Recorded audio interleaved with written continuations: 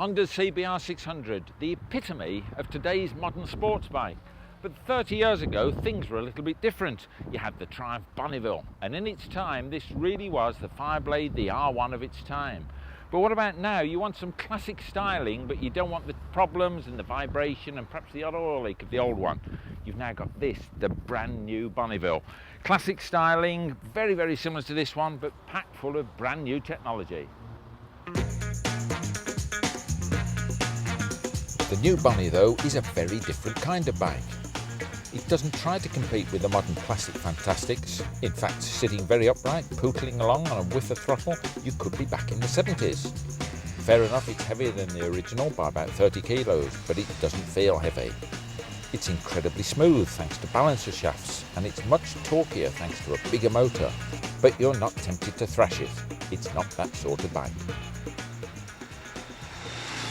Well, what sort of bike is it then? Well, if we take the car world for a minute, which isn't a bad idea on a day like today, but if you look at Volkswagen's new Beetle or the Chrysler PT Cruiser, they've got a retro look with lots of little styling cues there from the classic era, but they haven't got the hassle. And that's what Triumph are trying to do with this classic looking bike. Just look at that front wheel. Spoke front wheel, stainless steel spokes, great improvement on the old days, nice shiny rim there. Disc brake, not a drum brake, so you've got some decent braking. And look at the front mud guard, very skimpy blade type guards they used to call these. Skimpy little stay there as well, two stays there, chromium plated, but it looks the part. Again, you come up here, big separate headlamp and the old chrome indicators either side. On the other side, you put the ignition key in the side to switch it on. Coming up the top here, you've got a speedo and then some idiot lights. Now, one thing that they've got missing is a rev counter, because the original Bonneville had a very distinctive rev counter sticking there, and I really think they should have done that. Anyway, moving back a bit. Petrol tank. This has even got this beautiful touch of a hand-drawn gold line there. No stickers on this one, and so they've replicated that old scheme. Same with the badges. These are very, very similar, but one thing I've noticed, the original one, the old chrome badge is screwed directly onto the tank and used to cause a bit of ruts around the side. This one's got a little rubber gasket there, so that's something bringing it to the future. You look at the engine itself, and they've actually gone to a lot of trouble purely with the engine design to make it look right. So this timing chest here, very distinctive, the old heart-shaped chest that Triumph engines have always had. They've tried to keep that shape, which they've nearly got. And this is supposed to look like the gearbox. Well, that sounds unkind, supposed to look. It does look like the gearbox, but it's not. It's just a cover over the final drive. Coming up here, they've got these covers. This isn't the oil tank that it used to be, but it looks like it. You have to take that off to get access to the air filter and whatnot. And coming further back, you've got your twin shocks there. The chain's actually on this side, which might look a bit odd first off, but they've had to do that simply because they wanted to make this gearbox look in the right place. Then you've got the old classic pea-shooter exhaust. But that's it, all classically styled. But how does it all go together? That's what you want to know, isn't it? It's not all show and no go. That torquey motor means that 90% of the torque is available from a lowly 2,750 revs. In fact, you can pull away in third if you really wanted to. And interestingly, you can still feel a tiny bit of vibration, but it really is tiny, and it's actually been designed in to give it some real character. Now, talking of the engine, because that's what the Bonneville is all about, this is their air-cooled lump.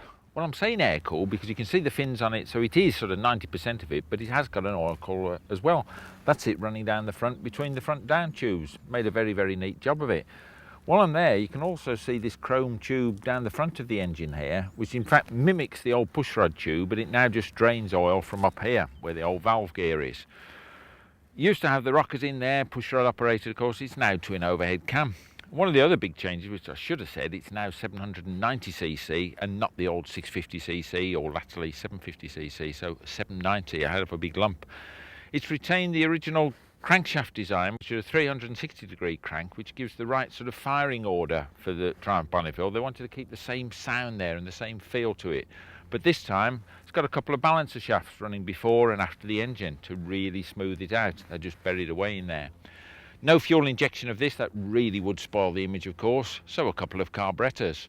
And over the other side where you can't see, you've even got a little choke lever on the side of the carburettors, nothing on the bars, again to give it that authentic feel.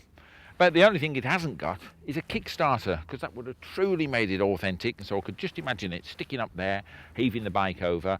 But they haven't done it because these days we all rely on the electric starts. The carburetion's dependable too. No flat spots on the Bonnie's take-up. Acceleration is like the rest of its performance, very, very smooth.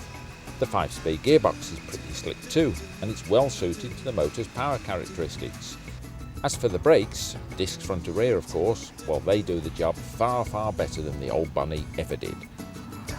Handling is smooth and flowing, the big 19-inch front wheel giving the front end a nice light feel. Suspension-wise, it might look retro, but it's perfect for the job, giving adequate feedback. In fact, the whole package works well together, and a lot of that is of course down to the frame. But first, the seat height's worth a mention, because this is 775mm high, which is 30.5 inches in old money, which is exactly the same as the old Bonneville. Something else which is just the same is the fork rake. That kicked out 29 degrees. Again, exactly the same, and it gives that sort of Bonneville feel to it. The frame is a bit different though. Twin tubes at the front coming down, but underneath is a massive central spine coming right under the tank, right down to the back here, to this pivot point, if I shuffle forward, there, for the box section swing arm, and that's going straight through the back of the crankcase, which makes the whole lot very rigid, but having said that, it all works very well. So how does it all stack up against the original? Well, all it really shares is the name and some styling features. The old one was good in its day, but the world has moved on, and so have Triumphs. The new Bonnie is a bike of today designed for those who want the style, but without the hassle. The Bonnie has certainly grown up. It comes in scarlet red with silver like this one, or also forest green and silver. The price? $5,295 on the road. But that could just be the start of your love affair with Triumphs, because what they're selling you here is not just a motorbike, but it's a legend, and it's a lifestyle if you like. The bike itself you can dress up in all sorts of bits and pieces. Perspex screen up the front. At the back here, the exhaust, some people have said it's a bit sort of quiet. It is quiet, and so you can have an aftermarket sort of sports exhaust, an option from Triumph. They say it's not for road use, which is a bit novel really, which is where these bikes are going to be used. Can have a centre stand as well, which I really think should have been part of the bike. And also you can have knee pads, not the ones that you put on your suit, but the ones you actually put on the tank. Stick them on there to give it that authentic British look.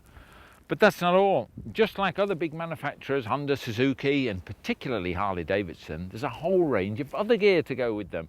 Harleys do aerosol hairsprays and G-strings. Triumph are not quite into that, but a whole range of gear, including clothing. Full set of leathers there.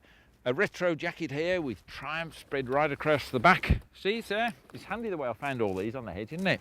And not only that, waterproof all-weather jacket. And so what you're buying into, as I've already said, it's a lifestyle. So beware, buying the bike could be just the start.